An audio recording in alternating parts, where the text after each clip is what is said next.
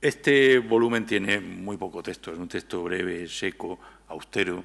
carente de desarrollos literarios, muy coherente, entonces, con esa especie de crítica implícita a lo que podríamos llamar, caricaturizando y excesivamente, la verborrea romántica. Y un libro en el que también Jones, preocupado por ser mal comprendido, comenzará desde este mismo momento a repetir una y otra vez que el conocimiento de estas supuestas leyes del ornamento y del color presentes en la Alhambra no implica copia directa. Es decir, el mecanismo no consiste en decir los árabes me han solucionado el problema, no tengo más que copiarlos, sino en ser de su época, es decir, en copiar no los resultados del proceso, sino el modo en que los árabes de Granada miraron a la naturaleza y supieron deducir esos principios directamente utilizables en su arquitectura. Para Jones, el descubrimiento de estas reglas no ampara ni justifica la imitación directa, la simple copia o el pastiche neomoresco. Él insistirá una y otra vez en que la arquitectura tiene que ser de su época y que el arquitecto tiene que situarse en ese dificilísimo filo de la navaja entre la memoria y la contemporaneidad. Seguimos viendo algunas imágenes de este libro pionero de 1842-45. Este libro y la estancia de Jones en Granada tuvo repercusiones también para la cultura artística local, es decir, para ese otro orientalismo tan particular que se desarrollará en Granada. Granada desarrolla también, Granada tiene una contribución fundamental a la plasmación del orientalismo arquitectónico, no solo porque vengan viajeros de fuera y luego se lleven el impacto de la Alhambra, sino porque aquí se producirá también, por seguir utilizando términos químicos, una especie de reacción entre esa aportación de los viajeros exteriores y la cultura local. Y en esa reacción pues surgen personajes, por ejemplo, como el arquitecto Salvador Amador, que es el único suscriptor granadino a la obra de Jones, o, sobre todo, personajes como la familia de los Contreras, de los que tienen aquí, sobre todo de Rafael Contreras, dos maquetas, la espléndida maqueta de la sala de las dos hermanas, que estará también, ya se expuso en la exposición de Washington Irving, creo recordar, ¿verdad?, y estará también en la exposición sobre Owen Jones. Los Contreras son enormemente importantes porque representan la bajada a tierra del orientalismo, es decir, el momento en que esa estética orientalista codificada por Jones y por otros personajes se imbrica con otro flujo naciente, pero que irá adquiriendo cada vez más y más relevancia, que es el flujo del turismo alambrista. Los Contreras, digamos que hacen aterrizar la estética orientalista en el campo del negocio, en el campo de esos incipientes negocios ligados a la estética orientalista. Los Contreras son un episodio verdaderamente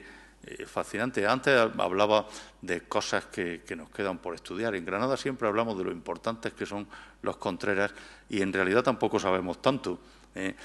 Tampoco ha habido un estudio monográfico. Esperamos que lo haya dentro de muy poco. Se está realizando por fin algo que echamos en falta desde hace mucho tiempo, que es un estudio monográfico, una tesis doctoral sobre la familia de los Contreras. Su autor se encuentra con nosotros en esta sala y lo único que esperamos, y lo que yo hago votos, es porque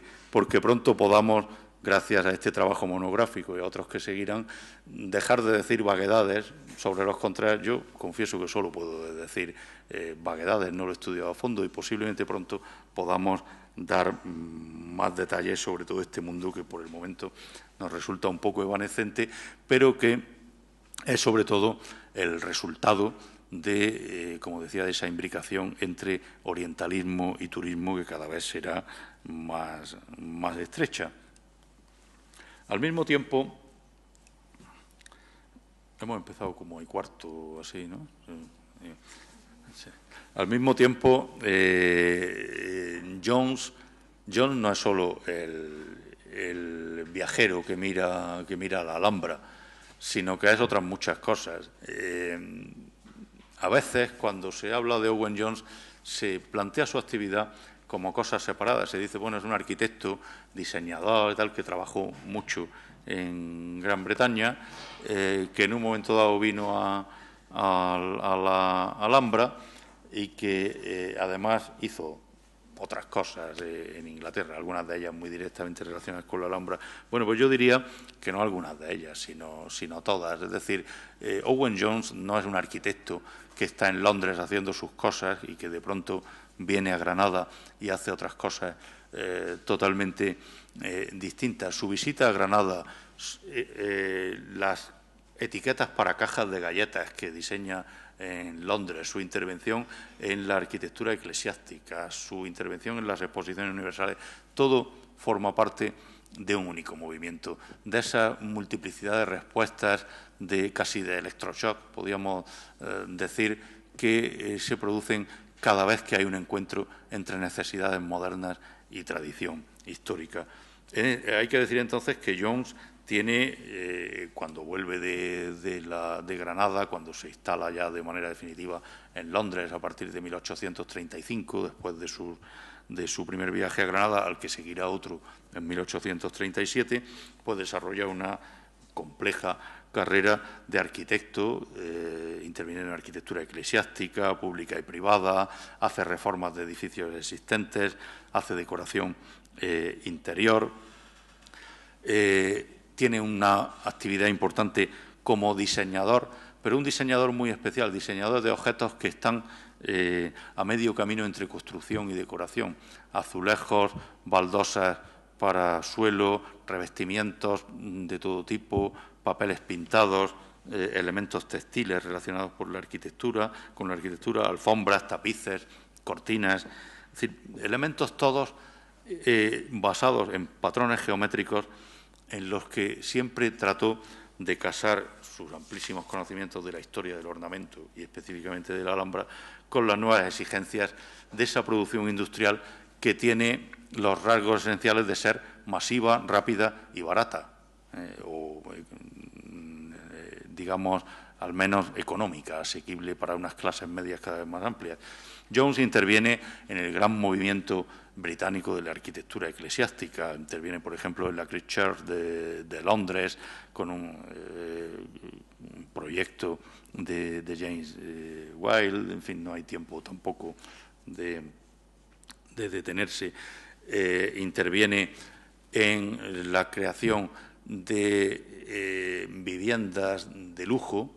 Esto es el Londres de mediados del siglo XIX es un laboratorio fascinante de cómo estas nuevas élites surgidas de la revolución industrial intentaron crear un nuevo tipo de espacio que les viniera como un guante a una mano, recurriendo para ello en grandísima medida, no exclusivamente, por supuesto, a lenguajes de tipo oriental. Es lo que hace, por ejemplo, Jones con las casas de Kensington Palace Garden, donde trabaja para el empresario John Marriott Blatchfield, para el que había diseñado todo tipo de azulejos y de baldosas de estas de producción industrial. Es lo que ocurre también, por ejemplo, con el interior en 1865 del número 16 de Carlton House Terrace, para el coleccionista de arte Alfred Morrison, siempre élites, digamos, con un importante componente intelectual. Diseña también el interior para la vivienda de la escritora George Eliot, en un interesante maridaje de arquitectura-literatura.